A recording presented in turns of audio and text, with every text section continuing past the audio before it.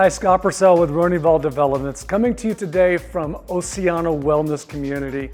For the first time in El Tizal, we have a developer that truly understands the meaning of the words luxury, wellness, and sustainability.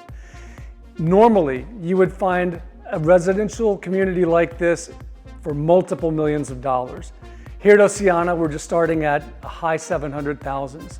There is a spa by Monoma, a gym by Modu, sustainable living with solar power in the common areas. Too many amenities to list in this video.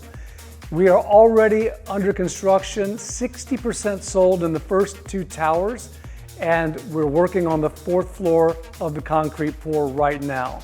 Come check it out. Every little thing you need, keep it all for yourself, my love, 'cause it really don't matter to me.